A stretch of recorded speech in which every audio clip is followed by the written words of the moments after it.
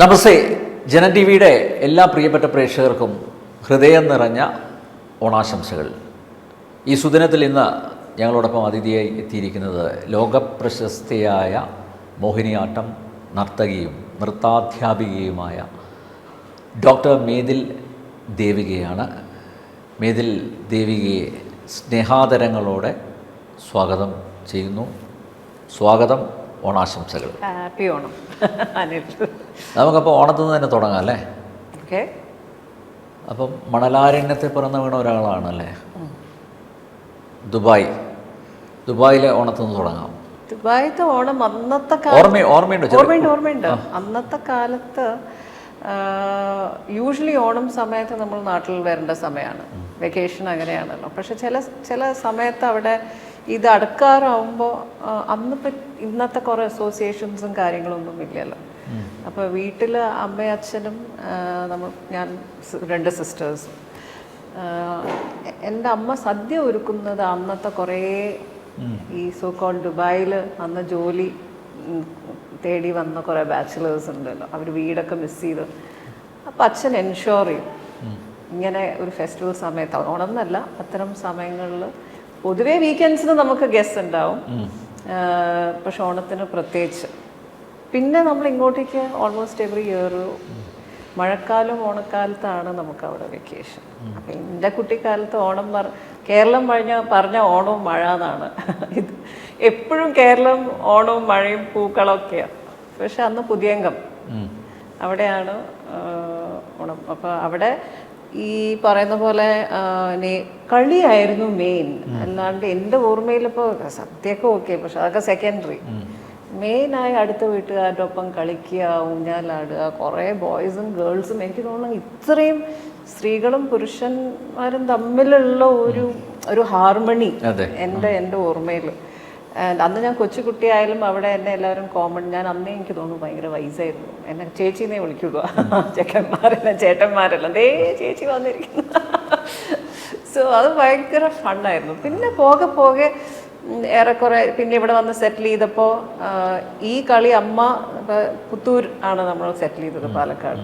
അമ്മ ഏകദേശം അവിടുത്തെ നെയ്ബേഴ്സിനെയൊക്കെ കൊണ്ടുവന്ന് ഇത് കണ്ടിന്യൂ ചെയ്തു. പിന്നീട് അതൊക്കെ ഇല്ലാണ്ടായി. സോ അതാണ് എനിക്ക് തോന്നുന്നു ഓണത്തിനെ സംബന്ധിച്ചോളം ഈ പൂക്കളും ഇതിനൊക്കെ അപ്പുറം ഹ്യൂമൻ ബീയിങ്സ് ആയിട്ടുള്ള ഒരു ഇൻറ്ററാക്ഷനും ഒരു കലക്റ്റീവായിട്ടുള്ള ഒരു ഇപ്പോഴില്ലാത്തത് എന്തോ അന്നുണ്ടായിരുന്നു ഒരു സെലിബ്രേഷൻ. പൊതുവെ ഇപ്പം ഞാനായിട്ട് ഒറ്റയ്ക്ക് നിൽക്കുമ്പോൾ വലിയ സെലിബ്രേറ്റ് ചെയ്യുന്ന വ്യക്തിയൊന്നും അല്ല കേട്ടോ. പക്ഷേ വീട്ടിലിരിക്കുമ്പോൾ പിന്നെ മോൻ ഇതിലൊക്കെ വളരെയധികം വിശ്വസിക്കുന്ന വ്യക്തിയാണ്. ആണോ? എല്ലാം നവരാത്രി ആയാലും അവൻ്റെ വക ഫാസ്റ്റിംഗ് ആണ്. അത് ഭയങ്കര എനിക്ക് അത്ഭുതമാണ്. അല്ല, പുതിയ തലമുറയിലെ പിള്ളേര് അല്ലേ? അതെ, അവർക്ക് ഈ ട്രഡീഷനോടുള്ള താല്പര്യം എന്ന് പറയുന്നത് രഥോത്സവം, തേര്, നമ്മുടെ ഫെസ്റ്റിവൽസ് വളരെ ചെറുപ്പത്തിൽ തന്നെ അങ്ങനെ. അപ്പോൾ ഇപ്പോഴും അങ്ങനെയാണ്. അവനുള്ളതുകൊണ്ടാണ് ഞാൻ ഈ ഫെസ്റ്റിവൽസിനെ കുറിച്ച് എനിക്ക് ഓർമ്മ തന്നെ വരുന്നതും. പിന്നെ അതുകൊണ്ട് തന്നെ ഇപ്പോൾ വീട്ടിലത്തെ ഈവൻ ഫുഡ് പോലും അവനുള്ളത് കൊണ്ടാണ് അത് ആ രീതിയിൽ ഇത്. പക്ഷെ ആ കാര്യത്തിലൊക്കെ വളരെ കൃത്യമായി ഫാസ്റ്റ് ചെയ്യുന്ന വ്യക്തിയും ഒക്കെയാണ്. വളരെ ചെറുപ്പത്തിൽ തന്നെ, ഇപ്പോൾ ഒന്നുമല്ല. ഓണക്കാലത്ത് ഡാൻസ് പെർഫോമൻസസ് എസ്പെഷ്യലി എബ്രോഡ്, വിദേശ രാജ്യങ്ങളിൽ അങ്ങനെ വിളിക്കാറില്ലേ? ഉണ്ടായിരുന്നു. അവിടെ പിന്നെ അന്നത്തെ കാലത്ത് ഒരു പക്ഷേ ഏറ്റവും ആക്റ്റീവായി ദുബായിൽ പെർഫോം ചെയ്തൊരു വ്യക്തിയാണ് ഞാൻ. അതും അന്ന് എന്ത് ഫെസ്റ്റിവൽ വന്നാലും എന്നെയാണ് വിളിക്കുക. ഇപ്പം കഥകളി ആദ്യമായി ഒരു പൂതനാമോക്ഷം അവിടെ കളിക്കുന്നത് എൻ്റെ ഒരു വർക്കായിരുന്നു. പിന്നെ ആദ്യമായിട്ട് മോഹിനിയാട്ടം അവിടെ കളിക്കുന്നത് ഞാനായിരുന്നു. ഭരതനാട്യം ഓഫ്കോഴ്സ് ഉണ്ട്, പക്ഷേ ഇന്നും എനിക്ക് തോന്നുന്നു അവിടുത്തെ അപ്പോളോ സ്റ്റുഡിയോയിലാണ് കുറേ കാലം വരെ എൻ്റെ ഒരു വലിയൊരു പിക്ചർ. ഞാൻ എന്നിട്ട് കുറച്ച് വർഷം മുമ്പ് പോയപ്പോൾ ഇതാരാണോ ചോദിച്ചപ്പോൾ അതിവിടെ ഒരു ഡാൻസർ. അപ്പം അവിടെ ഇരിക്കുന്ന ഒരു വ്യക്തിക്ക് അറിഞ്ഞൂടാ, പിന്നീട് വന്നായിരിക്കും. അത് ശരിയാ. ഇപ്പോഴെങ്ങനെ പെർഫോമൻസസ് ഓഫ് കോഴ്സ് ഇപ്പോൾ പുറത്ത് പിന്നെ നമ്മുടെ പ്രൊഫഷനായില്ലോ, പാഷനും പ്രൊഫഷനും. ഇപ്പം ആദ്യം തന്നൊരു ഇൻട്രൊഡക്ഷൻ, ഞാൻ നൃത്ത അധ്യാപികയെക്കാട്ടിലും ഞാൻ ഒരു അക്കാഡമിഷ്യനാണ്. അപ്പോൾ എനിക്ക് കുറച്ച് കുട്ടികളെ എനിക്ക് പഠിപ്പിക്കാനൊക്കെ പറ്റുന്നുള്ളൂ. അതെന്താ വെച്ചാൽ നമ്മൾ ഇതിലൊരു അക്കാഡമിക് തലത്തിൽ റിസർച്ചും പ്രോജക്ട്സും ചെയ്യുന്നതുകൊണ്ട് ഒരു പെർഫോമർ ആൻഡ് അക്കാഡമിഷ്യൻ.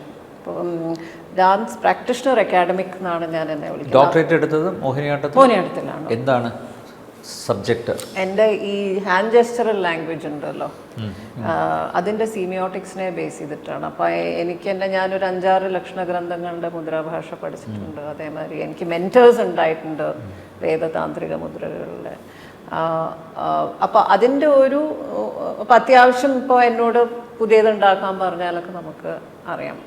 അപ്പം അതിൻ്റെ ഒരു എന്തുകൊണ്ടാണ് ഒരു സിമ്പിൾ ഉണ്ടായി വരുന്നത് നൃത്തത്തിൽ, ഒരു ഹാൻഡ് ജെസ്റ്റർ എങ്ങനെ ഉണ്ടാവുന്നു, അതെന്നാണ് പിന്നീട് അത് ഡോക്ടറേറ്റ് ഉള്ളതുകൊണ്ടാണ് എനിക്ക് പിന്നെ ISROൻ്റെ Indian Institute of space science and ടെക്നോളജിയിൽ അവിടെ നമ്മൾ ഈ എസ്തറ്റിക് സൈൻ ലാംഗ്വേജ് ഒരു ഫങ്ഷണൽ സ്പേസിലേക്ക് കൊണ്ടുവരാൻ സാധിക്കുന്നത്, ലൈക്ക് ഒരു അസ്ട്രോണമിക്കൽ സൈൻ ലാംഗ്വേജ്. അതേമാതിരി ലേണിംഗ് ഡിഫിക്കൽട്ടീസ് ഉള്ള കുട്ടികൾക്കുള്ള ഒരു അസ്ട്രോണമിക്കൽ സയൻസ് കോൺസെപ്റ്റ്സ് എക്സ്പ്ലെയിൻ ചെയ്യാൻ. പിന്നീട് നമ്മൾ community space, for example deaf ആയിട്ടുള്ള ആൾക്കാർക്ക്. അപ്പം ഇതിങ്ങനെ ഈ ഒരു നോഹൗ പല രീതിയിലും പല ഡിറക്ഷൻസിലും പോകുന്നു. അപ്പോൾ ബേസിക് സാധനം എൻ്റെ തന്നെ വർക്ക് തന്നെയാണ്. അതിൻ്റെ ഒരു സൂര്യതല്ലേ നേരെ അങ്ങോട്ട് പോകുന്നത് പഠിക്കാൻ? സൂര്യ ടി വി മറന്നു അല്ലേ? അല്ല, ഞാൻ സൂര്യ ഫെസ്റ്റിവൽ എന്ന് വിചാരിച്ചു. രണ്ടും ഒപ്പം നടക്കുന്നു. എൻ്റെ ഫസ്റ്റ് സൂര്യ ഫെസ്റ്റിവലും നിശാഗന്ധിയിൽ അന്നൊരു ഓണക്കാലത്താണ് എൻ്റെ പെർഫോമൻസ്. പിന്നെ സൂര്യ ടി വിന്ന് നേരെ MA ഡാൻസ്. ഞാൻ MBA കഴിഞ്ഞ് സൺ TV എന്നെ പ്ലേസ്മെന്റ് ചെയ്തിട്ടാണ് വരുന്നത്. ഓർമ്മയുണ്ട്. അനിൽ ഭയങ്കര ഗുഡ് ലുക്കിംഗ് ആയിട്ടുള്ള ആള്. ഞാനിങ്ങനെ ഹൂസ് ദിസ് ഹാൻസം ഫെല്ലോ എന്നൊക്കെ വിചാരിച്ചൊരു ദിവസം ഉണ്ടായിരുന്നു. I made Bonam for you. Take it. അങ്ങനെ ഞാൻ MA dance Rabindra Bharati university, Calcutta. ടാഗോറിന്റെ വീടാണ്. ഇഫ് യു ആസ്ക് മീ, എൻ്റെ റിയൽ ആർട്ടിസ്റ്റിക് ജീവിതം തുടങ്ങുന്ന ആ വീട്ടിൽ വെച്ചിട്ടാണ്. ഒരു ഭാഗ്യം തന്നെയല്ലേ അല്ലേ? അത് ഭാഗ്യമാണ്. എന്താ വെച്ചാൽ ഒരു അന്തരീക്ഷം, ഒന്നാമത് നമ്മൾ ഒറ്റയ്ക്ക്, ഞാൻ ഒറ്റയ്ക്ക്. പിന്നെ ഈ നമ്മൾ കേൾവിയല്ലേ ഉള്ളൂ ടാഗോർ എന്നുള്ള. അദ്ദേഹത്തിന് അറിയാനും വർക്ക് അറിയാനും ഈ എഴുതിയ സാധനം എല്ലാം അദ്ദേഹത്തിൻ്റെ തറവാടായി റിലേറ്റ് ചെയ്യാനും ലിങ്ക് ചെയ്യാനും ഓരോ കോണുകളിൽ അദ്ദേഹത്തിന് എന്തൊക്കെ സംഭവിച്ചു എന്നും അദ്ദേഹത്തിൻ്റെ പ്രണയങ്ങളെക്കുറിച്ചിട്ടും നൈരാശ്യത്തിനെക്കുറിച്ചും ജീവിതത്തിനെക്കുറിച്ചും തത്വങ്ങളെക്കുറിച്ചിട്ടും ഒരുപാട്, അതെല്ലാം ആ ക്യാമ്പസായി നമുക്ക്, ബിക്കോസ് വീടായിരുന്നല്ലോ ഒരു ഭാഗത്ത്. അപ്പോൾ ഞാൻ ക്ലാസ്സിലിരിക്കുന്നതിനെക്കാട്ടിലും ആ വീട്ടിലായിരുന്നു. ഇപ്പോൾ ഞാൻ എപ്പോഴും ടിക്കറ്റ്, അതൊരു മ്യൂസിയമാണ്, ടിക്കറ്റ് എടുത്തിട്ട് പോകും. അതിൻ്റെ തൊട്ടടുത്ത് തന്നെയാണ് നമ്മുടെ ആ ക്യാമ്പസിൽ തന്നെയാണ് ഡാൻസ് ബിൽഡിങ്. ഇപ്പോൾ പക്ഷെ അവിടുന്ന് മാറി യൂണിവേഴ്സിറ്റി. ഇപ്പം അത് വെറും ഫുൾ മ്യൂസിയം ആക്കി വെച്ചിരിക്കുകയാണ്. ബട്ട് അതിന്ന് കിട്ടിയ ഒരു ഇൻസൈറ്റ് ഉണ്ടല്ലോ. അതേമാതിരി എനിക്ക് ബംഗാളി അറിയാത്തത് കൊണ്ട് ഞാൻ അവിടുത്തെ നാഷണൽ ലൈബ്രറിയിലാണ് പോകുന്നത്. So big. അങ്ങനെ പണ്ടത്തെ പുസ്തകങ്ങളും എല്ലാം എനിക്ക് തോന്നുന്നു ഞാൻ എന്നെ ഡിസ്കവർ ചെയ്യുന്നത് അവിടെ വെച്ചിട്ടാണ്. നമ്മുടെ കൾച്ചർ എന്ന് പറയുന്നത് ഇത്രയും ഡൈവേഴ്സ് ആണ് എന്നും, അന്ന് നമുക്ക് ഫോക്ക് ഡാൻസിന് കുറേ ഹിമാചൽ പ്രദേശ്, ഇവിടുത്തെ ഫോക്ക് ഡാൻസ് പോലെ അല്ല, ഇവിടുത്തെ അതുവരെയുള്ള യൂത്ത് ഫെസ്റ്റിവൽ ഫോക്ക് ഡാൻസ് അല്ലല്ലോ. നമുക്കവിടെ ആസാമിൻ്റെ ബിഹു, ഹിമാചൽ പ്രദേശിൻ്റെ, അതേമാതിരി ഒറീസത്തെ. സോ അതിൻ്റെ ഡൈവേഴ്സ് ഉണ്ട്, മ്യൂസിഷ്യൻസും ഒക്കെ ഉണ്ട്. അതേമാതിരി ടാഗോറിൻ്റെ ഡാൻസ് ഡ്രാമാസ്, ചിത്രാംഗത, ചണ്ടാലിക്ക, ഇതിലൊക്കെ ഒരു നമുക്ക് കാണാനും പഠിക്കാനും ഒക്കെ ഒരു വലിയ ഭാഗ്യം കേട്ടോ. സീരിയസ്ലി. എൻ്റെ അച്ഛൻ എന്നെ അവിടെ ഡ്രോപ്പ് ചെയ്യുമ്പോൾ പറഞ്ഞ ആദ്യത്തെ യു ആർ വെരി ലക്കി എന്നാണ്. I am very lucky. അച്ഛനും അമ്മയും നന്നായിട്ട് എൻകറേജ് ചെയ്തിട്ടുണ്ടല്ലേ? പിന്നെ ആണല്ലോ അതിൻ്റെ ഒരു ഈ എൻ്റെ ഉള്ള ആർട്ട് ഫോമിൻ്റെ പ്രാണൻ അവരാണ് ശരിക്കും. അവരാണ് അതിൻ്റെ ലൈഫ് ഫോഴ്സ് എന്ന് പറയുന്നത്. എനിക്ക് യൂണിവേഴ്സിറ്റി പോകുമ്പോൾ അച്ഛനെ കുറിച്ച് ചിന്തിക്കാണ്ട് എനിക്ക് ആ യൂണിവേഴ്സിറ്റിയിൽ കടക്കാൻ പറ്റില്ല. എന്താ വെച്ചാൽ അച്ഛനാണ് അവിടുന്ന് യു വിൽ ഒരു മാർക്ക് മേക്ക് ചെയ്യും എന്ന് പറഞ്ഞ് എന്നെ വിട്ടു പോയത്. ഒരു 15 മിനിറ്റിൻ്റെ ഉള്ളിൽ എന്നോട് അവിടുത്തെ ഡാൻസ് ടീച്ചർ പറഞ്ഞു you come and lead the group എന്ന് 15 അച്ഛൻ പറഞ്ഞ് 15 മിനിറ്റ്സ് ആയിട്ടില്ല. സോ മാത്രമല്ല ഇതെല്ലാം ടഫാണ്. അന്നത്തെ കാലത്ത് മൊബൈലില്ല. എന്തൊക്കെയാണ് ഞാൻ 2 ദിവസം ഒന്ന് PhD കുറിച്ച് അന്വേഷിക്കാൻ പറഞ്ഞ് പോയ ആളാണ് ഞാനും അച്ഛനും. ഞാൻ തിരിച്ച് പിന്നെ വരുന്ന 2 വർഷം കഴിഞ്ഞിട്ട് ആരോടും ഞാൻ യാത്ര പോലും പറയാൻ എനിക്ക് സമയം കിട്ടിയില്ല. അമ്മയോടൊന്നും. ഈ 2 പെയർ ഓഫ് ക്ലോത്ത്സ് എടുത്തിട്ടാണ് ഞാൻ പോകുന്നത്. ഒന്നും എടുത്തിട്ടില്ലല്ലോ. നമ്മൾ അവിടെ നിൽക്കാനായിട്ടല്ലല്ലോ പോയത്. കേരളത്തിൽ ആരും ഉണ്ടായിരുന്നില്ലേ അന്ന്? ക്ലാസ്സിൽ ആരും ഉണ്ടായിരുന്നില്ല. അധികം കേരളത്തിൽ അധികം ആരുമില്ല. സ്റ്റുഡൻസിൽ ആരുമില്ല. അതുകൊണ്ട് തന്നെ കുട്ടികൾക്ക് ഭയങ്കര കൗതുകമായിരുന്നു എന്നെ കാണുമ്പോൾ. എസ്പെഷ്യലി സൗത്ത് ഇന്ത്യയിൽ നിന്ന് ഒരാൾ വരുന്നു. അവർക്ക് കേരളമൊക്കെ സൗത്ത് അല്ലേ. സൗത്ത് ഇന്ത്യയിൽ നിന്ന് ഒരാൾ വരുന്നു എന്ന് പറയുമ്പോൾ എങ്ങനെയാണ് ഫീച്ചേഴ്സ്, എങ്ങനെയാണ് അതൊക്കെ നോക്കും പിള്ളേരും. എങ്ങനെയാണ് പെർഫോമൻസ്. പക്ഷെ അത് കൂടാണ്ട് അവിടെ പെട്ടെന്ന് അവിടുത്തെ മലയാളി ഒരു ആർട്ടിസ്റ്റിക് സർക്കിളും even the mainstream artistic Bengali Tamil Karnataka artistic സർക്കിളിൽ എന്നെ പെട്ടെന്ന് നോട്ട് ചെയ്യപ്പെട്ടു. അങ്ങനെ നോട്ടീസ് ചെയ്ത് ഒരുപാട് നല്ല പെർഫോമൻസസ് ചെയ്തിട്ടുണ്ട്. അപ്പോൾ ഈ സൗന്ദര്യം സഹായിച്ചു. What a crazy statement. I don't know what to say for that. If you say so, thank you so much. ഞാൻ പറയാം കേരളത്തിൽ ഇത്രയും ഗുഡ് ലുക്കിംഗ് ആയിട്ടുള്ള കണ്ടപ്പോൾ that's also a factor. Kolkata Bengalis are beautiful. അവരെ സംബന്ധിച്ചോളം ഞാനൊന്നും ഒരു ലുക്കും ഇല്ലാത്ത. പക്ഷെ എനിക്ക് തോന്നുന്നു വ്യത്യാസം ഉണ്ടായിരുന്നു ഫീച്ചേഴ്സ് ഒക്കെ അവരെയൊക്കെ കാട്ടും. സോ അവർക്ക് അതൊരു കൗതുകമായിട്ടുണ്ടാവുമല്ലോ. ബികോം യൂണിവേഴ്സിറ്റി റാങ്ക് ഹോൾഡർ ആണ്, ഫസ്റ്റ് റാങ്ക് ഐ തിങ്ക്. എന്താ വെച്ചാൽ എനിക്ക് എൻ്റെ ഓർമ്മയിൽ അങ്ങനെയാണ്. നോക്കണം. MBA ഫസ്റ്റ് റാങ്ക് ഹോൾഡർ ആണ്. MBA ഫസ്റ്റ് റാങ്ക് ഹോൾഡർ ആണ്. എനിക്ക് ഗോൾഡ് മെഡൽ ഉണ്ട്. MA ഡാൻസും ഗോൾഡ് മെഡൽ ഉണ്ട്. എന്താ ആ ഏരിയയിലേക്ക് പോകണമെന്ന് തോന്നിയില്ലേ? MBA ഇരിക്കോ? അല്ല, അത് കഴിഞ്ഞ് ബിസിനസ് അനലിസ്റ്റ്. അയ്യോ കുറെ ഒക്കെ ആലോചിച്ചു. കുറച്ച് ഇടയിലൊക്കെ ഓരോന്ന് ചെറിയ ചെറിയ സാധനങ്ങൾ ചെയ്തപ്പോഴേക്കും പിന്നെ അതാ പറയുന്നത്, ഓരോ പെർഫോമൻസ് എൻ്റെ കഴിയുമ്പോഴേക്കും ഓരോ ക്രിയേഷൻ വരും തോറും we are talking about the year 2000s അല്ലേ, ഏർലി 2000s. ഓരോ ക്രിയേഷൻ വരുമ്പോഴേക്കും പിന്നെ പെർഫോമൻസിന് തന്നെ കൂടുതൽ വിളിച്ചു തുടങ്ങി. അങ്ങനെ പോയി അതിലോട്ട്. മോഹിനിയാട്ടം എങ്ങനെയാണ് ചൂസ് ചെയ്യുന്നത്? സോ മോഹിനിയാട്ടം ചൂസ് ചെയ്യാൻ കാരണങ്ങളുണ്ട്. എനിക്ക് തോന്നുന്നു ആദ്യം തന്നെ എനിക്ക് സൗണ്ട്, എനിക്ക് പെർക്കഷനോട് ഭയങ്കര താല്പര്യം, നമ്മുടെ വാദ്യങ്ങളോട് ഭയങ്കര താല്പര്യമാണ്. ഞാൻ എപ്പോഴും പറയും എന്നെ ആ സൗണ്ടാണ് എന്നെ ഹെൽപ്പ് ചെയ്തിരിക്കുന്നത്. അതെനിക്ക് ഏറ്റവും കൂടുതൽ അഡാപ്റ്റ് ചെയ്യാൻ പറ്റുന്ന മോഹിനിയാട്ടത്തിലാണ്. അപ്പോൾ ആദ്യകാലങ്ങളിൽ ഇത് നമ്മളെല്ലാം ചെയ്യുന്നുണ്ട്. കുച്ചിപ്പുടി ചെയ്യുന്നുണ്ട്, മോഹിനിയാട്ടം ചെയ്യുന്നുണ്ട്. കുച്ചിപ്പുടിയിൽ എനിക്ക് നല്ല ഗുരുക്കന്മാരാണ് ഉണ്ടായിരുന്നത്.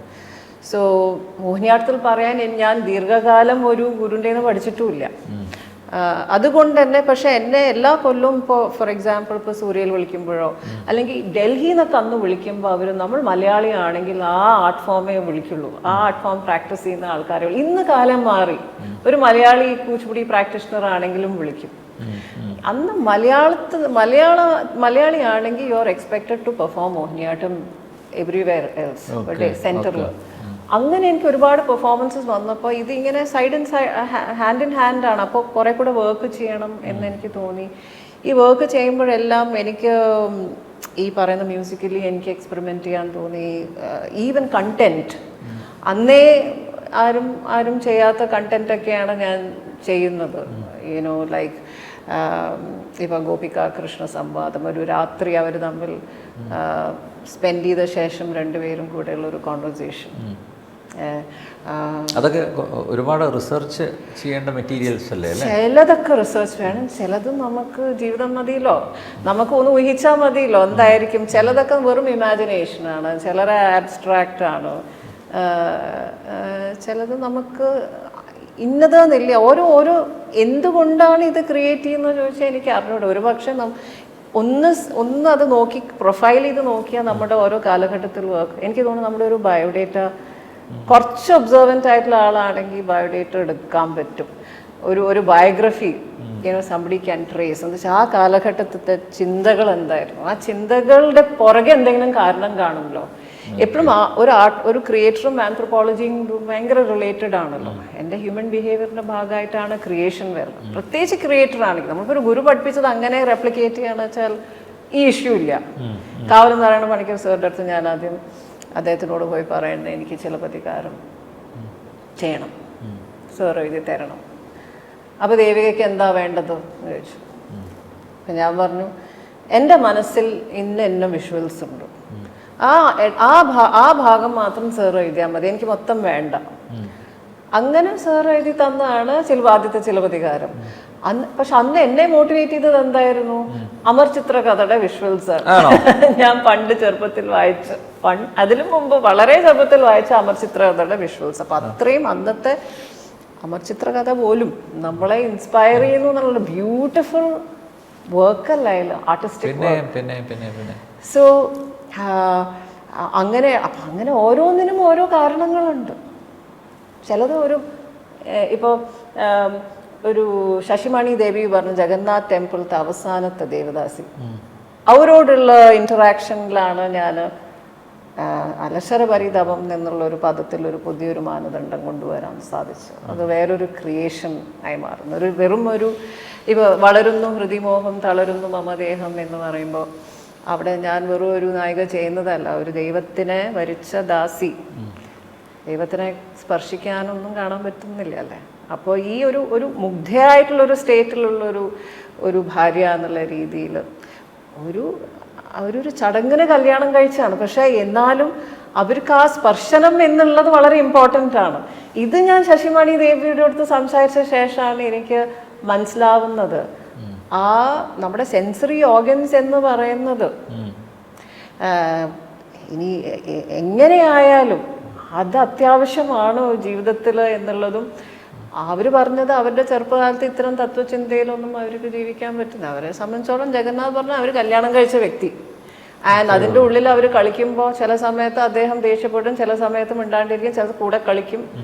എന്താ വെച്ചാൽ ഗർഭഗ്രഹത്തിൻ്റെ ഉള്ളിലാണ് അവരുടെ കളി നടക്കുന്നത്, ഡാൻസ്. അപ്പം ചിലവർ കാണുക തന്നെ ഇല്ല. പിന്നെ അവസാനം അവർക്കൊരു ഇടം പോലും ഇല്ല. അവർക്കൊരു റിട്ടയർമെൻറ്റോ ബോണസോ ഒന്നുമില്ല. 8 വയസ്സിൽ കല്യാണം കഴിപ്പിച്ചു കൊടുത്താണ് അമ്മയും അച്ഛനും. ഞാൻ പുരിയിൽ പോയപ്പോൾ ഏതോ ഒരു വ്യക്തി അവരെ അന്വേഷിച്ച് പോയപ്പോൾ ഏതോ ഒരു വീട്ടിൽ വരാന്തയിൽ അവർക്കൊരു ചെറിയ സ്പേസ്, അതിലൊരു ഭാണ്ഡക്കെട്ടുണ്ട്, ജഗന്നാഥിൻ്റെ ഫോട്ടോ ഉണ്ട്, കുറേ വളകളും സിന്ദൂരവും മെലിഞ്ഞ. അന്നേ ഒരു 75, ഇപ്പം അവരില്ല കേട്ടോ, 75 വയസ്സെങ്ങാണ്ടുണ്ട്. അപ്പോൾ അവരെന്നെ കണ്ടു ഉടനെ അപ്പം കൂടെ ഒരു ട്രാൻസ്ലേറ്റർ ഉണ്ട്. ഞാൻ സ്പിക് മേക്കേ സർക്യൂട്ടിനാണ് പോകുന്നത് ആ സമയത്ത്. അപ്പോഴാണ് ഞാൻ അപ്പോൾ അവരിങ്ങനെ എന്നോട് ചോദിച്ചു നിങ്ങൾ ഡാൻസറാണോ? അപ്പോൾ അവരെ സംബന്ധിച്ചുള്ള എല്ലാ ഡാൻസറും ഈ പറയുന്ന പോലെ ഏതെങ്കിലും വിഗ്രഹത്തിനെ കല്യാണം കഴിച്ച് ഏതെങ്കിലും അമ്പലങ്ങളുമായി ബന്ധപ്പെട്ടതാണോ എന്നാണ്. അപ്പം എന്നോട് ചോദിച്ചു. ഞാൻ മഹാരി പറഞ്ഞ ഒഡീസിയുടെ ഒരു ഏളിയ നെയിമാണ്, മൊഹല്ല കി നാരി.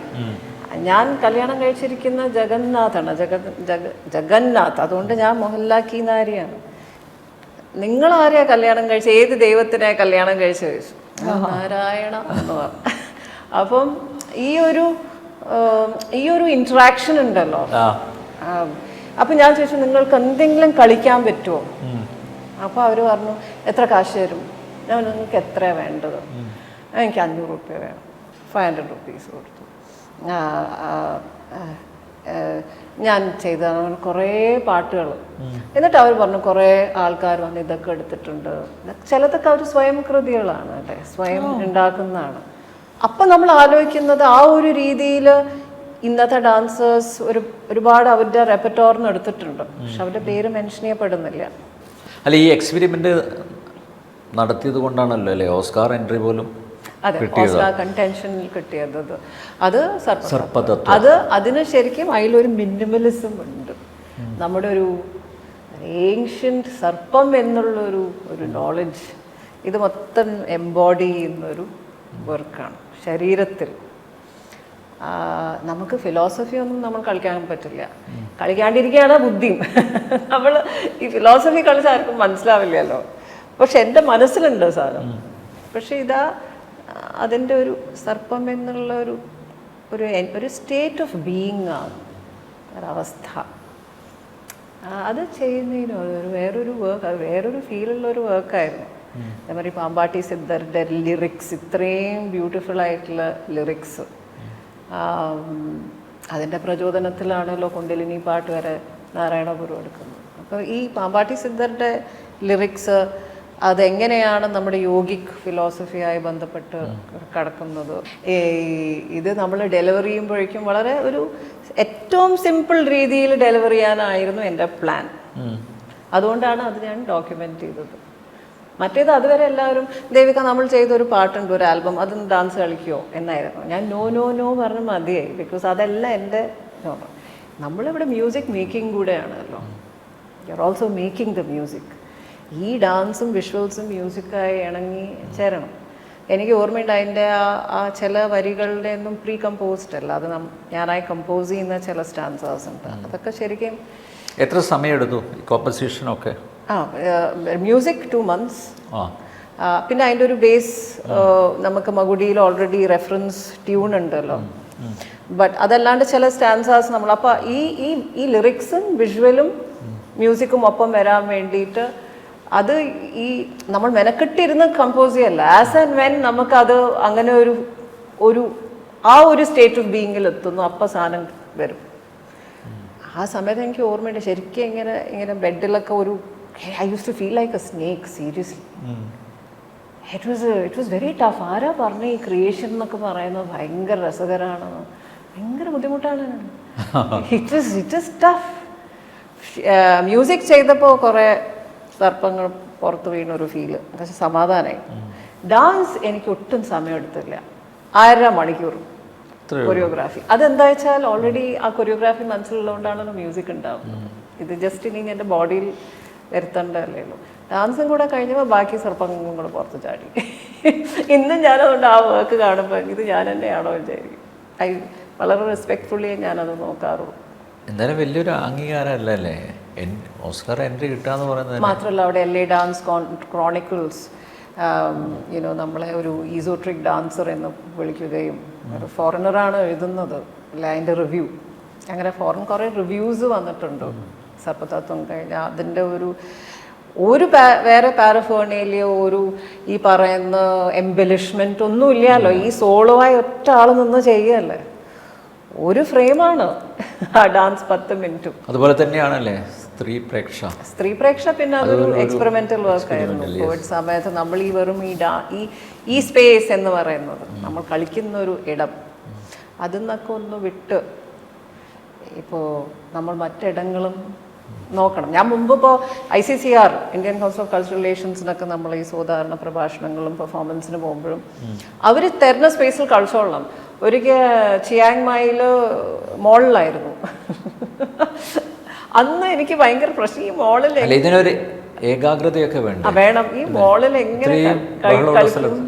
പക്ഷെ അപ്പം നമ്മൾ അതിനുള്ള നമ്മുടെ അപ്പം എന്താണെന്ന് വെച്ചാൽ എനിക്ക് അന്ന് മനസ്സിലായത് ഈ മോളത്തെ ആൾക്കാരെ സൈലൻസ് ചെയ്ത് നിർത്തിയാൽ നമ്മൾക്ക് ഏകാഗ്രത കിട്ടും. അങ്ങനെ അവരെ സൈലൻസ് ചെയ്യിപ്പിക്കുന്ന വർക്കാണ് ഞാൻ ചെയ്തത്. റൈറ്റ്, അന്നാണ് ബുദ്ധൻ്റെ വർക്ക് ഞാൻ ആദ്യമായി ചെയ്യുന്നത്. അമ്പലം എന്ന് പറയുമ്പോൾ അതിന് പറ്റിയ സ്ഥലമാണ്. എന്താ വെച്ചാൽ ഓൾറെഡി അതിനൊരു സ്പേസ് ഉണ്ട്. പിന്നെ ഈ പറയുന്ന അത് നമ്മളെ സംബന്ധിച്ചുള്ള ആ ഒരു വർക്ക് ആ അമ്പലം എന്നെ ഡിക്റ്റേറ്റ് ചെയ്തു എന്താ ചെയ്യേണ്ടത്. ആദ്യം ഗർഭഗൃഹത്തിൻ്റെ മുമ്പിൽ ചെയ്യാനായിരുന്നു പ്ലാൻ. എല്ലാം സമ്മതിച്ചാണ്, പക്ഷെ ഷൂട്ട് ചെയ്യാൻ പാടില്ല അത്തരം. അപ്പം അതും കൂടെ എൻ്റെ സ്റ്റഡിയുടെ ഭാഗമാണ്. ഇങ്ങനെ ഒരു സാധനം ഞാൻ ആദ്യമായി ഒരു സ്ത്രീ എന്നുള്ള രീതിയിൽ ഞാൻ ചെയ്യുമ്പോൾ എന്താണ് ഇതിൻ്റെ ഒരു സോഷ്യോ പൊളിറ്റിക്കൽ റെസ്പോൺസ് എന്നുള്ള അതൊരു അക്കാഡമിഷ്യൻ എന്നുള്ള രീതിയിൽ അത് പഠിക്കണം. അതുകൊണ്ട് ഓരോ അതിന് ശേഷം വന്ന റെസ്പോൺസസും ഭയങ്കര ഇമ്പോർട്ടൻ്റ് ആണ്. അപ്പോൾ ആദ്യം അവരൊക്കെ ഓക്കെ ആയി. തന്ത്രി പറഞ്ഞു കളിക്കാം, പക്ഷേ ക്യാമറ എടുക്കാൻ പാടില്ല, അത് നമ്മൾ റെസ്പെക്റ്റ് ചെയ്യാണ്. അത് സമ്മതിച്ച തന്നെ വലിയ കാര്യം. വേറെ എവിടെ വേണമെങ്കിലും ചെയ്തോളൂ. അങ്ങനെയാണ് ഞാൻ മൊത്തം ടെമ്പിൾ നോക്കിയപ്പോൾ ഇതിലും ഇതൊരു സാധ്യത വേറെ ഇല്ലേ, തിരുവാലത്തൂർ ടെമ്പിൾ. രണ്ട് മൂർത്തി. അങ്ങനെ ആ മതിൽ കെട്ട് തുടങ്ങി. ഞാൻ അത് അപ്പം ഉണ്ടാക്കുന്നതാണ്, അല്ലാണ്ട് ഇത് പ്രാക്ടീസ്ഡ് ഒന്നും അല്ല. അതിൽ 2 മ്യൂസീഷ്യൻസിനെ ഞാൻ അപ്പോഴാണ് കാണുന്നു. സോ അവരും വളരെ ഭയങ്കര രസമായിട്ട് ഡെലിവറി ചെയ്തു. അപ്പം ആസ് എ വുമൺ എന്നെ സംബന്ധിച്ചോളം അങ്ങനെ ഒരു സ്പേസ് അത്രയും നേരം ഓക്യുപ്പൈ ചെയ്യാന്ന് പറയുന്നത് വലിയ സംഭവമാണ്. അഹല്യയും വലിയ രീതിയിൽ സ്വീകരിക്കപ്പെട്ടു അല്ലേ? അഹല്യ പിന്നെ 30 മിനിറ്റ് ഡാൻസാണ്. ബ്ലാക്ക് ബോക്സ് തിയേറ്ററിൻ്റെ ഉള്ളിൽ. അത് മീ ആസ് എ ഡാൻസർ അതിൻ്റെ ഐ വുഡ് സേ ആദ്യം മാർക്ക് ചെയ്യുന്ന വർക്കാണ്. ഞാനാണ് 30 മിനിറ്റ് മ്യൂസിക്കും കമ്പോസ് ചെയ്തിരിക്കുന്നത്. ആൻഡ് ഒരു പക്ഷേ സ്റ്റേജിൽ കാണുമ്പോൾ കാണാത്ത ഒരുപാട് സാധനങ്ങൾ, ഒരു ഈവൻ എക്സ്പ്രഷൻ വൈസ് ആയാലും നമ്മൾ സൈലൻസിൽ നിൽക്കുന്ന ചില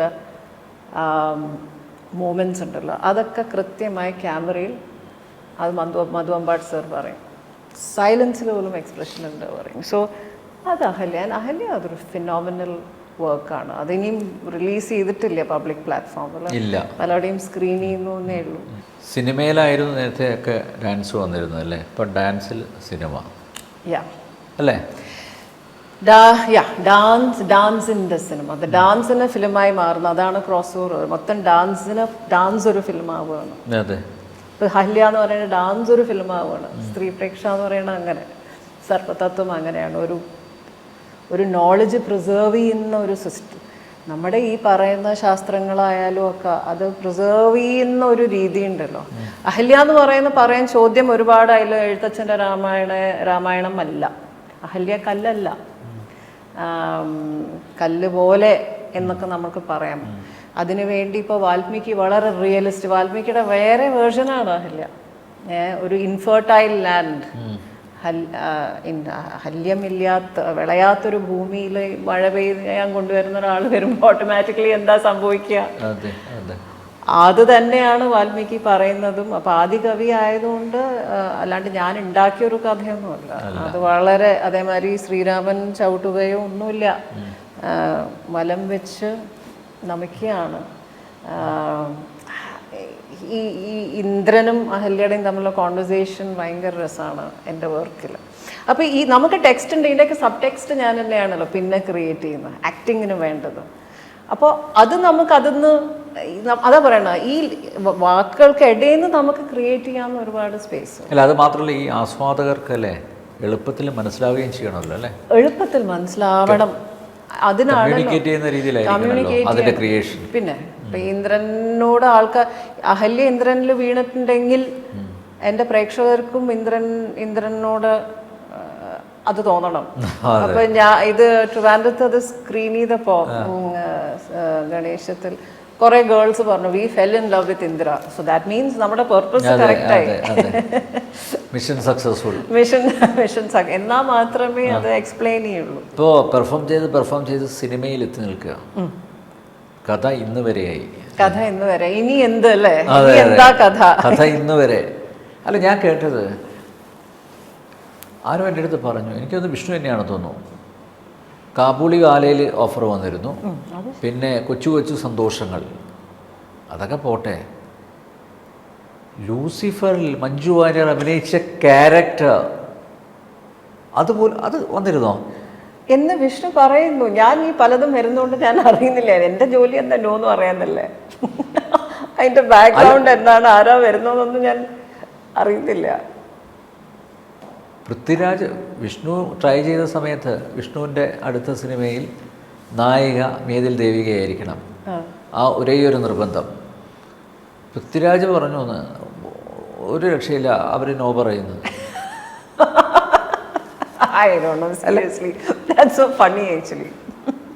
അപ്പോൾ അവരാരും അപ്രോച്ച് ചെയ്തിരുന്നില്ലേ? പൃഥ്വിരാജ് എന്നോട് സംസാരിച്ചിട്ടില്ല, പക്ഷെ വേറെ ആരൊക്കെയോ സംസാരിച്ചിട്ടുണ്ട് പല.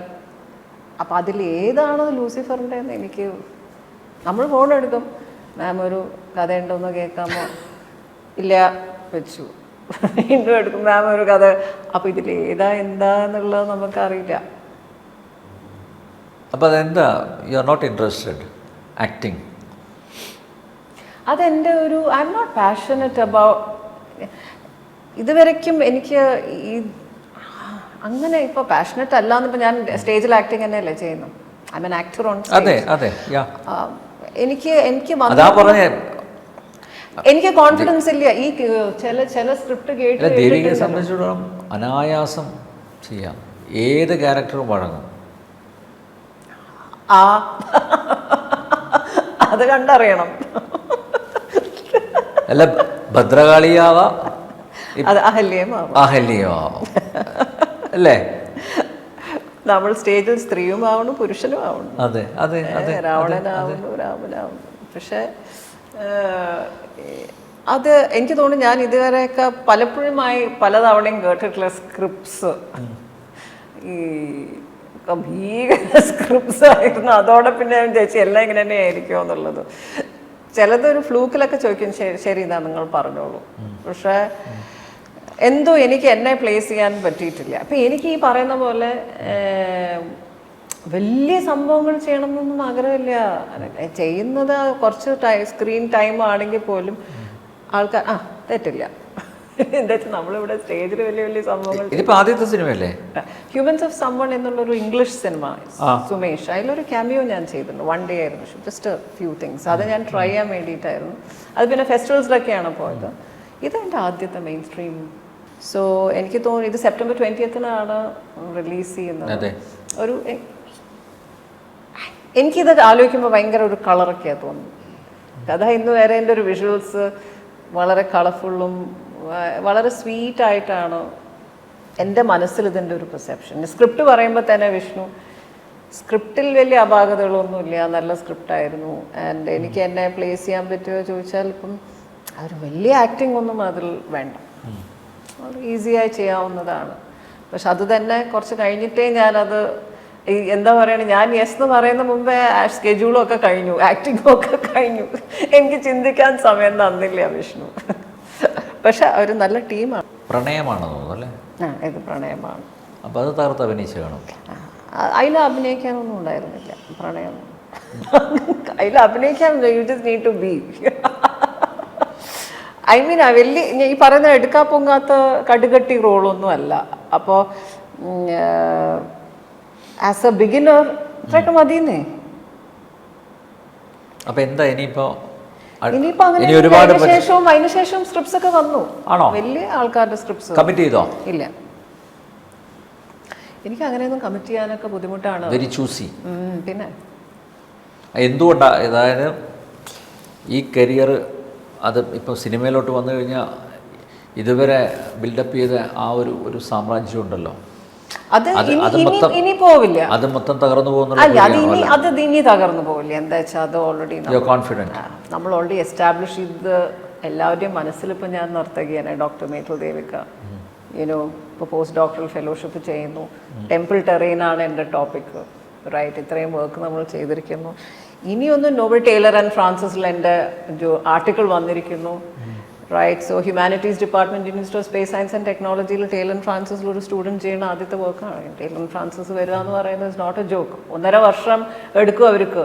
4-5 പിയർ റിവ്യൂ കഴിഞ്ഞ് വരുന്നതാണ്, റൈറ്റ്? സോ അങ്ങനെയൊക്കെ ഒരു യുനോ അച്ചീവ്. അതുകൊണ്ട് എനിക്ക് ഇനി ഇവിടെ ഡിസ്ട്രോക്റ്റഡ് ആവുമെന്നൊന്നും എനിക്ക് പേടിയില്ല. എന്നോട് ഡോക്ടർ പത്മ സുബ്രഹ്മണ്യം പറഞ്ഞു അഹല്യ കണ്ടിട്ട്, this is your unique space Devika. ഡാൻസിനെ ഫിലിം ആക്കുക എന്ന് പറയുന്നതും അവർ സർപ്പതത്വം കണ്ടതാണ്. This is your space, make use of it. Nobody has touched that. Crossover Mumbai international film ഫെസ്റ്റിവലിൽ സ്ക്രീൻ ചെയ്തു.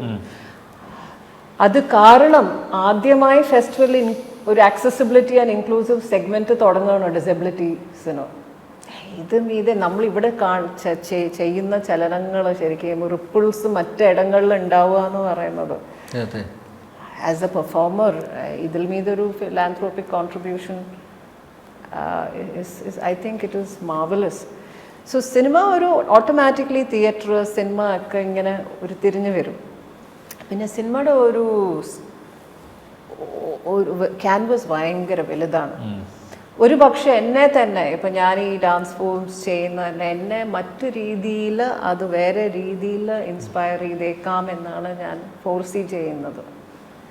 ഇത് മെർജ് ചെയ്യുന്ന ഒരു point where I can bring my dance into films, into the big canvas. ജീവിതത്തിലെ ചില തീരുമാനങ്ങളൊക്കെ തെറ്റായിപ്പോയി എന്ന് തോന്നിയിട്ടുണ്ടോ? എടുത്ത ചില ഇതിൽ എന്തിലേക്കാ വരുന്നതെന്ന് എനിക്ക് മനസ്സിലായി. എന്നിട്ട് അവസാനം ഇത് മാത്രം റീലടിച്ച് എന്നാ പിന്നെ ഞാൻ അങ്ങനെ പലപ്പോഴും മീഡിയയിൽ സംഭവിക്കുന്ന അല്ല ഞാൻ പറയുന്നത്. പക്ഷേ എങ്കിലും ഈ പ്രതിസന്ധി ഘട്ടത്തിലൂടെയൊക്കെ കടന്നു പോകുമ്പോഴും യു ആർ വെരി കാം, വളരെ കമ്പോസ്ഡ്, യു ആർ മെച്വേർഡ്, അതെങ്ങനെ സാധിക്കുന്നത്? എന്നെ പോലെ വേറെ ഒരുപാട് പേരുണ്ട്. നിങ്ങൾ കണ്ടിട്ടില്ല. അല്ല, ആത്മസംഘർഷങ്ങൾ അനുഭവിക്കുന്ന ഒരു സ്റ്റേജ് കഴിയുമ്പോൾ അങ്ങ് പൊട്ടിത്തെറിക്കും. പക്ഷെ അതൊന്നും ഉണ്ടാകുന്നില്ല. അങ്ങനെ പറയണ്ട, ഞാൻ കമ്പോസ്റ്റ് ആണ് എന്നൊക്കെ നമ്മൾ വെറുതെ വിചാരിക്കുകയാണ്. ഞാൻ പൊട്ടിത്തെറിക്കേണ്ട അവിടെയൊക്കെ പൊട്ടിത്തെറിച്ചിട്ടുണ്ട്. എല്ലാവരോടും നമ്മൾ പറയേണ്ട കാര്യമില്ലല്ലോ, ഇത് സംഭവിച്ചു അത് സംഭവിച്ചു എന്നല്ല. നമുക്ക് കമ്പോസ്ഡായി ഇരിക്കുമ്പോൾ നമ്മുടെ ബ്രെയിൻ ഫങ്ഷൻ ചെയ്യുമല്ലോ. എന്താ വേണ്ടതെന്ന് പതുക്കെ ഇങ്ങനെ ആലോചിക്കുക. എൻ്റെ അച്ഛൻ്റെ നിന്ന് കിട്ടിയ സ്വഭാവം അത്. എടുത്ത് ചാടി ഒന്നും ചെയ്യരുത്, കുറച്ച് സമയം അതിലിരുന്ന് ഒന്നും ചിന്തിക്കുക. അപ്പം തന്നെ ബ്രെയിൻ ഫങ്ഷൻ ചെയ്യാൻ തുടങ്ങും. പക്ഷെ പലപ്പോഴും അത് നടക്കാറില്ലേ, നമ്മൾ ഹ്യൂമൻ ബീയിങ്സ് ആണ്. ഇപ്പോഴും ഉണ്ട്, എന്തുകൊണ്ടില്ല. എടുത്തുചാട്ടമൊക്കെ ഉണ്ടായിരുന്നു. പക്ഷേ എനിക്ക് നൗ ദാറ്റ് യു ആസ്ക്, എനിക്കറിയാം ഇനി ഇത് മാത്രം ഇടാനായിട്ടില്ല. പക്ഷെ ഞാൻ പറയാം, ഞാൻ പറയാം. ഇതുവരെ പറയാത്ത വല്ലതുകൊണ്ട് പറഞ്ഞാൽ മതി, ഇല്ലേ? വേണ്ട. ഞാൻ എപ്പോഴും പുതിയ കാര്യങ്ങളല്ലേ പറയുന്നത്. ഇതുവരെ പറയാത്തത് എനിക്ക് തോന്നുന്നു പൊതുവെ എല്ലാവരുടെയും വിചാരം ഞാൻ വെറും ഡിഫെൻസിലേക്ക് വരുന്നു എന്നാണ്. പ്രത്യേക വ്യക്തിയെക്കുറിച്ച് എപ്പോഴും ഡിഫെൻഡ് ചെയ്യാറുണ്ട്, അന്നും ഇന്നും എന്നും. അത് നമ്മൾ ഡിഫെൻഡ് ചെയ്യുന്ന, ഓഫ്കോഴ്സ് അത് ചുമ്മാ ഡിഫെൻഡ് ചെയ്യുന്നതല്ല. അങ്ങനെ നമ്മൾ വെറുതെ ബാക്കി എല്ലാവരും പറയുന്നുണ്ടല്ലോ, നമ്മൾ കൂടെ പറയണോ? പക്ഷെ എനിക്ക് ചില സമയത്ത് ആസ് എ വുമൺ എനിക്ക് എന്നെ ഡിസ്റ്റർബ് ചെയ്ത ചില കാര്യങ്ങളുണ്ട്. അതൊരു പുരുഷൻ്റെന്നാവണമെന്നില്ല. ഇപ്പോൾ എനിക്ക് ആക്ച്വലി ആ വ്യക്തിയെക്കാട്ടിലും നമ്മൾ എങ്ങനെയാ പറയണ്ടോ, ഞാൻ മനസ്സിലാക്കിയത് ഈ വ്യക്തിയെക്കുറിച്ച് ദേവിക ഒന്നും പഠിച്ചിട്ടില്ല. എനിക്ക് ഓർമ്മയുണ്ട് എൻ്റെ കല്യാണം കഴിഞ്ഞുകൊണ്ട് കുറെ മെസ്സേജസ് തന്നത് മാത്രമല്ല, ഞാൻ എന്നെ ഉടക്കും ചെയ്തു. ഫേസ്ബുക്കിൽ ഞാൻ പോസ്റ്റ് ഇട്ടു, അത് ഞാൻ കണ്ടില്ല. മഹാഭാഗ്യത്ത് അന്നൊന്നും ഞാൻ സോഷ്യൽ മീഡിയയിൽ ആക്റ്റീവ് അല്ലാത്തതുകൊണ്ട് പലതും അറിഞ്ഞില്ല. ഞാൻ അന്ന് ഒരുപാട് മെസ്സേജസ് അയച്ചിരുന്നു. അത് ഞാൻ കണ്ടു അല്ലേ. ഞാൻ എന്നോട് സംസാരിക്കാണ്ടായി. പറഞ്ഞില്ല, ഒന്ന് അറിയിക്കെങ്കിലും ചെയ്യാമായിരുന്നു. പക്ഷേ അതാ എനിക്ക് തോന്നുന്നു, ഒരു ഹോംവർക്ക് ചെയ്തിട്ടുണ്ടായിരുന്നെങ്കിൽ ഈ അബദ്ധത്തിൽ ചെന്ന് ചാടില്ലായിരുന്നു കേട്ടോ.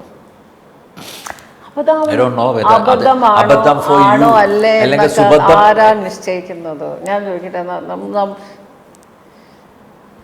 മോറലിസ്റ്റിക് ഒരു മോറൽ എപ്പിറ്റമി ഒന്ന് കാണിച്ചു തരാമോ? ഇല്ല.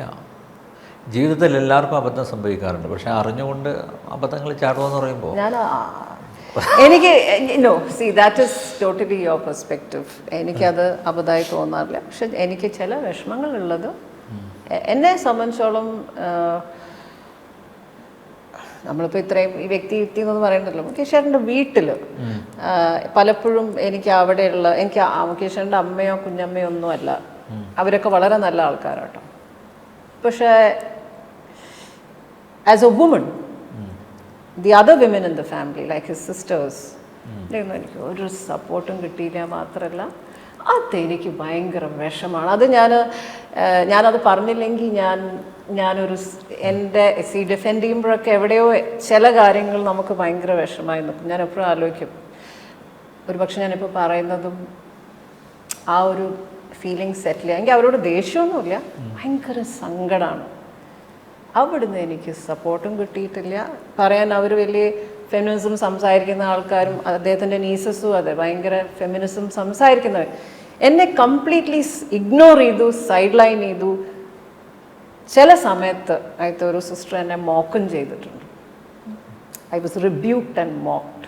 അന്ന് ഞാനൊരു തീരുമാനമെടുത്തു, എൻ്റെ ജീവിതത്തിൽ ഇനി വേറൊരാൾ കാരണം ഞാൻ സങ്കടപ്പെടരുത്. അത് അവരുടെ പ്രശ്നം, നോട്ട് മൈ ഫോൾട്ട്. ഞാൻ പറയാൻ നോക്കി, എന്നെ കാണുമ്പോൾ ചിരി തോന്നുകയാണെങ്കിൽ അത് അവരുടെ പ്രശ്നം. എൻ്റെ അവസ്ഥ, എൻ്റെ വൾണറബിലിറ്റി കാണുമ്പോൾ. സോ എനിക്ക് മുകേഷ് ഏട്ടനല്ല ആക്ച്വലി പ്രശ്നം.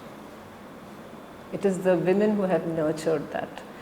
ഞാൻ മുകേഷ് ഏട്ടൻ എന്നല്ല ഞാൻ പറയുന്നത്, ഞാൻ പൊതുവെ the male in the society സ്ത്രീകളൊപ്പം അവരെ നേർച്ചർ ചെയ്യുന്നുണ്ട്. അങ്ങനെ എത്ര ഇൻസ്റ്റൻസ് ഉണ്ട് എനിക്കറിയാം. എൻ്റെ ഫ്രണ്ട്സും സ്റ്റുഡൻസും പറയാറുണ്ട്, എന്തെങ്കിലും ഭർത്താവിനെ കുറിച്ച് ഇൻലോസിനോട് പറയുമ്പോൾ ഒരു രീതിയിലും സപ്പോർട്ട് ചെയ്യില്ല sisters in law mother in law. നാളെ എൻ്റെ മകൻ്റെ ഭാര്യ വന്ന് എന്നോട് പറയുമ്പോൾ take it from me, I will support her, come on. നമ്മുടെ സൊസൈറ്റി ഇതാണ് പ്രശ്നം. അപ്പോൾ ഇത് എൻ്റെ മനസ്സിൽ കിടപ്പുണ്ട്. എന്താ വെച്ചാൽ നമ്മൾ ഇത്രയും ഫെമിനിസത്തിനെ കുറിച്ച് പറയുമ്പോൾ അതെല്ലാം ആൾക്കാർ ആദ്യം പ്രാക്ടീസ് ചെയ്യേണ്ട വീട്ടിനകത്താണ്. സോ ഇത് ഞാൻ പറഞ്ഞില്ലെങ്കിൽ എനിക്ക് അതിൻ്റെ അർത്ഥം ഞാൻ എനിക്ക് ദേഷ്യമോ ഒന്നുമില്ല, പക്ഷേ ഇതെനിക്ക് പറയാം. ഇപ്പോൾ ഒരുപാട് അലിഗേഷൻസ് ഒക്കെ വന്നല്ലോ അദ്ദേഹത്തിനെതിരെ. ഞാൻ ചോദിക്കുന്നത് ഈ പറയുന്നതിലൊക്കെ എന്തെങ്കിലും അർത്ഥമുണ്ടോ? ബിക്കോസ് നിങ്ങൾ 8 വർഷം ഒരുമിച്ച് താമസിച്ചതല്ലേ അല്ലേ? 2013 അതായത് ഇടയ്ക്ക് എപ്പോഴും കാണാറുണ്ടല്ലോ, പക്ഷെ അതൊന്നും ഞാൻ പറയില്ല. അലിഗേഷൻസ് എല്ലാം സത്യമാണെന്നും പറയുന്നില്ല. നമ്മൾ ഒന്നും നമ്മൾക്ക് ഇതൊക്കെ ആൾക്കാർ പറയുന്നതല്ല, എല്ലാ ആൾക്കാർ പറയുന്നതല്ലേ. എനിക്ക് മനസ്സിലറിയാം അതിൽ എന്തൊക്കെ എത്ര വരെ സത്യം ഉണ്ടാവും. പിന്നെ ഈ I don't want to talk about it seriously. മാധവത്തിൽ അദ്ദേഹം വരുന്നുണ്ടോ ഇപ്പോഴും? മാധവം വീട്ടിൽ വരുന്നുണ്ടല്ലോ. അതൊരു ആർട്ട് ഹൗസ് അല്ല.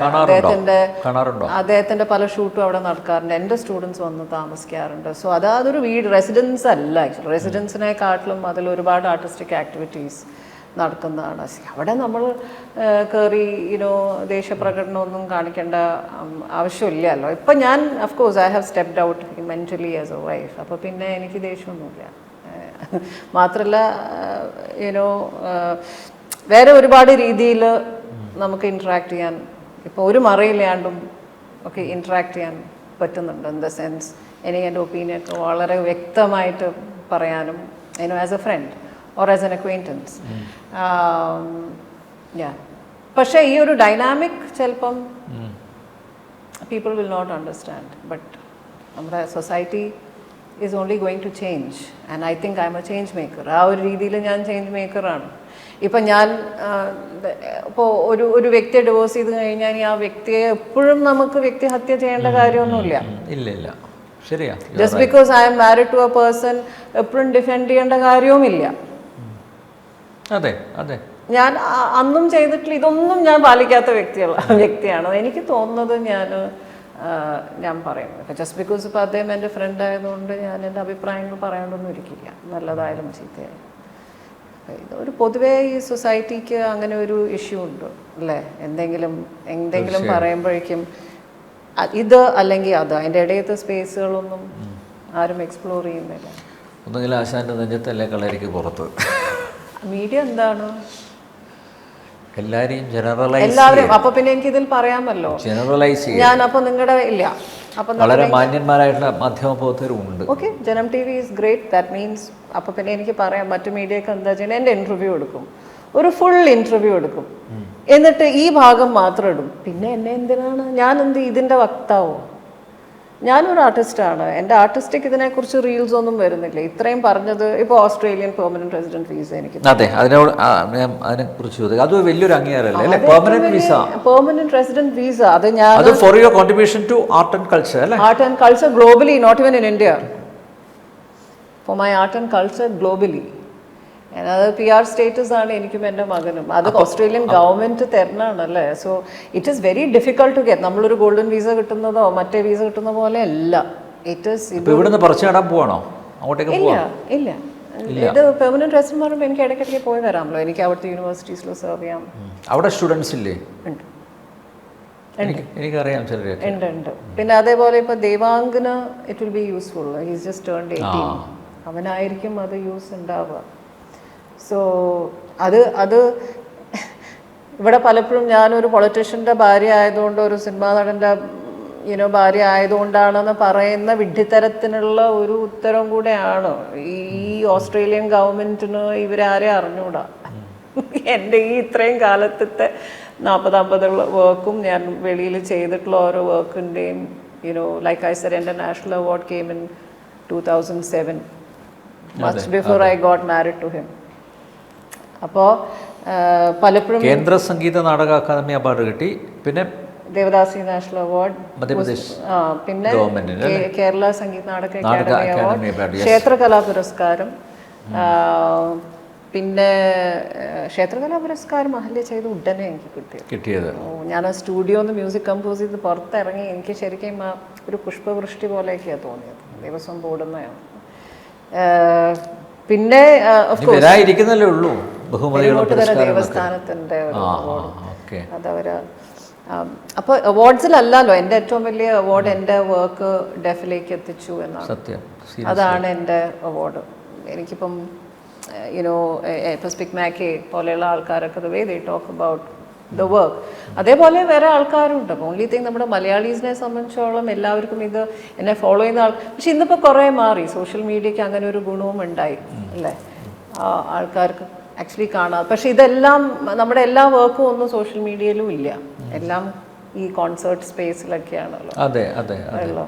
അപ്പോൾ അല്ല, അതിൽ സങ്കടം തോന്നാറുണ്ടോ? എനിക്ക് സങ്കടം തോന്നാറുണ്ട്. അതായത് ഈ ഇങ്ങനെയുള്ള കോൺട്രവേഴ്സീസ് വരുമ്പം മേതിൽ ദേവികയുടെ പേര് എടുത്ത് കാട്ടുന്നു. ഇത്തരം റീൽസ് ആണ് ടൈപ്പ് ചെയ്ത് കഴിഞ്ഞാൽ ഇനിയിപ്പോ നോക്കുമ്പോ ഹേമ കമ്മിറ്റി മാത്രം ഉണ്ടാവും. ഞാൻ ഇനി ആർക്കും കൊടുക്കാൻ പോലും ഇങ്ങനെയാണെങ്കിൽ ഈ റീൽസ് മാത്രം ഇടുകയാണെങ്കിൽ ഇത് എന്ത് ജേർണലിസ്റ്റിക് എത്തിക്സ് ആണ്? ലെറ്റ് മീ ആസ്ക് യു, എന്താണ് മോട്ടീവ്? നല്ല ന്യൂസ് കൊടുക്കുകയോ അതോ TRPക്ക് വേണ്ടി ന്യൂസ് കൊടുക്കുകയോ? ഈ മോട്ടീവ് ആദ്യം ഡിഫൈൻ ചെയ്യപ്പെട്ടിട്ടില്ലെങ്കിൽ you will end up giving trash. ഞാനൊരു ജേർണലിസ്റ്റിക് ഫാമിലി അല്ലേ. ഞാനിപ്പോൾ 27 വർഷമായി ഈ ഫീൽഡിൽ, ഏതാ visual media alone. To be frank, ഇപ്പം നടക്കുന്നത് ജേർണലിസം അല്ല ജേർണലിസമാണ്, ഒരു സംശയമുണ്ട് അക്കാര്യത്തിൽ. മാത്രമല്ല ഈ മലയാളികൾ പരസ്യമായിട്ട് എല്ലാവരെയും കുറ്റപ്പെടുത്തും കേട്ടോ, വിമർശിക്കും. പക്ഷെ എൻ്റെ ഉള്ളിൻ്റെ ഉള്ളിൽ ഇതൊക്കെ 100% ആസ്വദിക്കുന്നവരാണ് മലയാളി പ്രേക്ഷകർ. ഒബ്വിയസ്ലി അവരിരുന്ന് കുത്തിയിരുന്ന് കാണുകയാണ് അവർ. അതാ പറയുന്നത്. അപ്പോൾ നിങ്ങൾ എൻ്റർടൈൻമെൻ്റ് ആണോ കൊടുക്കുന്നത് അതോ ന്യൂസ് വാല്യൂ ആണോ കൊടുക്കുന്നത്? ന്യൂസ് വാല്യൂ എൻ്റർടൈൻമെൻ്റ് ആണ് നിങ്ങളിപ്പോൾ ചെയ്യുന്നത്.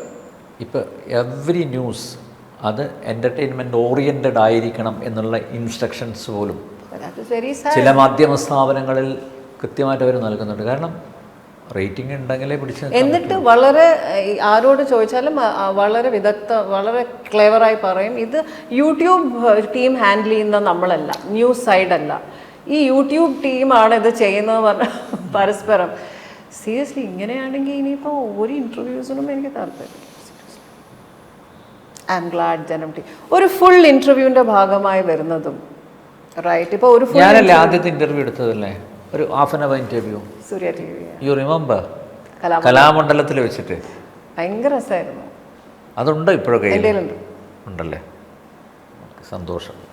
അതിൻ്റെ ഒപ്പം എന്താ വെച്ചാൽ ആ സമയത്താണ് സബർമതി ആശ്രമത്തിൽ ഞാൻ കുറേ കുട്ടികളെ അഡ്രസ്സ് ചെയ്തിരുന്നത് സ്പിക് മാക്കേ വഴി. അതിൻ്റെ CD-യും ഇതിൻ്റെ CD-യും ഒക്കെ ഒപ്പമാണ്. സോ എനിക്ക് ആ സമയം റിലേറ്റ് ചെയ്യാൻ പറ്റും. കലാമണ്ഡലത്തിൽ ഇപ്പോഴും ഉണ്ടോ? റിസർച്ച് സൂപ്പർവൈസർ ഉണ്ടല്ലേ, PhD സ്റ്റുഡൻസിൻ്റെ റിസർച്ച്. ഓക്കെ. അപ്പോൾ ഈ സെറ്റിൽ ചെയ്തിരിക്കുന്നത് ട്രിവാൻഡ്രത്താണോ? ഇപ്പോൾ പാലക്കാട് ആരാണ്? അൺസെറ്റിൽഡ്.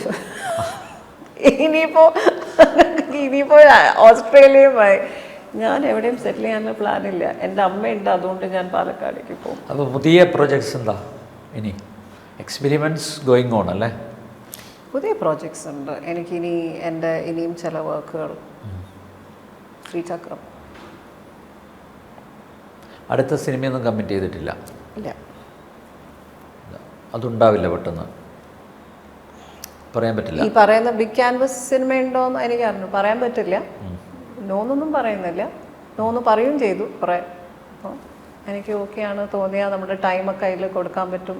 എൻ്റെ മറ്റ് പ്രോജക്ട്സിലുള്ളിൽ ഇൻ്റർഫിയർ ചെയ്തില്ലെങ്കിൽ അത് ചെയ്യാം.